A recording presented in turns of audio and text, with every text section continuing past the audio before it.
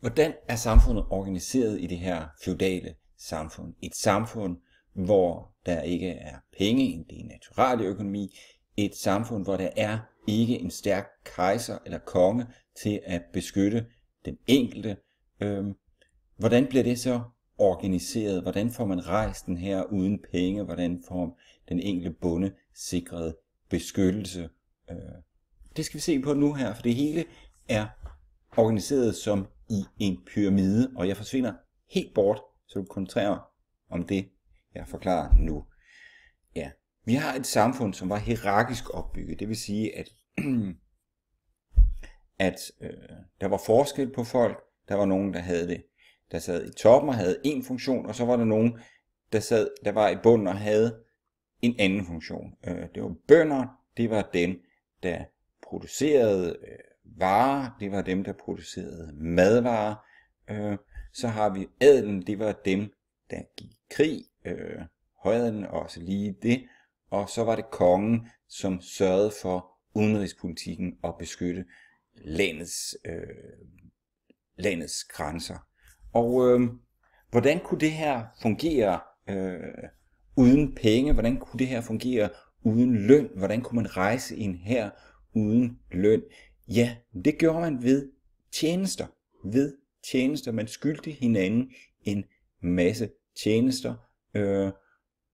Og hvordan foregik det? Jamen kongen, han var ikke en konge på den måde, man tænker, de konger, der kommer senere, der bestemte alt. Kongen var den mægtigste mand i riget, ingen tvivl om det, men han bestemte ikke over hele landet. Men han havde mulighed for at få hjælp for hele landet, få militær hjælp for hele landet, hvis riget blev angrebet udefra. Og han havde loyale folk under sig. Hvordan kunne den her konge så rejse en hær? Jamen det gjorde han ved at give brugsret til jord til en højadel og adelen. Det vil sige, at kongen var herre, og så havde han det, man kalder vasaller under sig, som han gav jord til, len, eller han gav dem embeder. Og de her enkelte dele af forskellige dele af landet, der kunne adelen og højadelen, der kunne de gøre lige hvad de havde lyst til. De var selvfølgelig forpligtet til at varetage det her land på bedst mulige måde. De skulle sørge for, at befolkningen var beskyttet.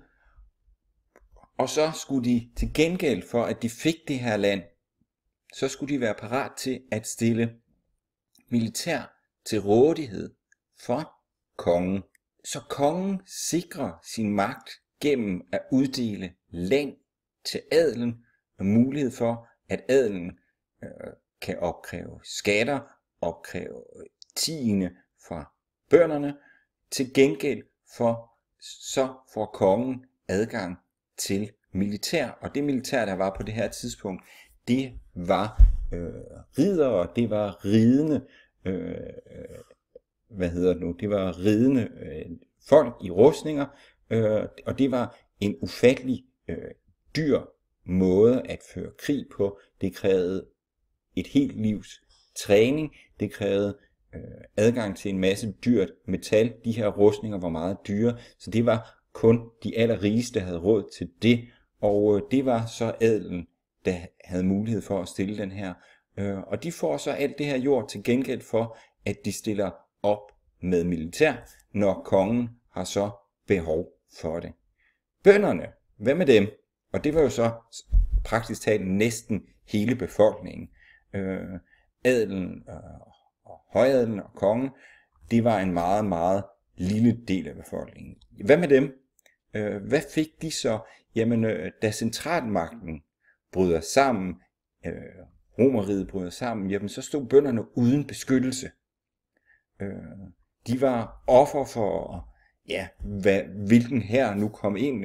Det kunne være vikinger eller alle mulige. Der kunne sådan set, det kunne også bare være banditter, som angreb dem, og de stod uden beskyttelse af nogen konger eller fyrster eller kejser. Jamen, de måtte søge beskyttelse hos adelen. den lokale adel, måtte de søge beskyttelse hos, og til gengæld for at den her beskyttelse, jamen så skulle bønderne aflevere, deres arbejdskraft til adelen. De skulle aflevere en del af deres korn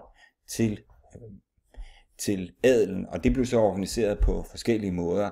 Nogle steder der blev, bønderne tvunget til at arbejde for adelen, hvor de så først og fremmest skulle arbejde på adelens marker, og så til sidst bagefter måtte arbejde på deres egne. Nogle steder skulle de bare aflevere en del af deres, deres indtægt og deres udbytte til den adel, som styrede i det her område. Og så var det så den lokale adel, der stod for beskyttelse af det enkelte område. Det var også den lokale adel, der lavede love, lavede regler for, hvordan tingene skulle organiseres. Og det her var et uhyre effektivt system, fordi uden penge kunne kongen rejse en kæmpestor hær, fordi hæren skulle bare gå ned til højadelen og sige, ja, vi skal i krig med udlandet, vi har givet dig jord til højadelen, vi har givet dig noget jord, til gengæld skal du sørge for at rejse en hær. Højadelen har givet noget jord ud til den almindelige adel, og de går så ned og siger til dem, kongen har sagt, at den jord, som vi har fået af mig,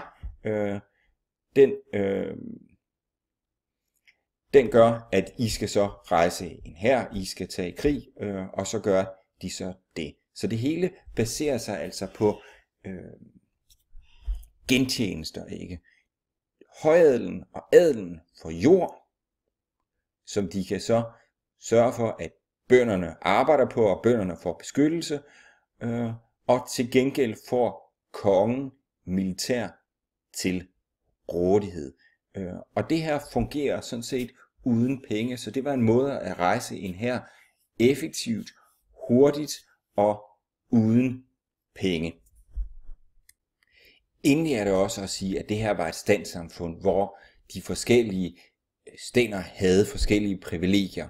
Kongen, højadelen og adelen, de skulle ikke betale skat. Det skulle bønderne.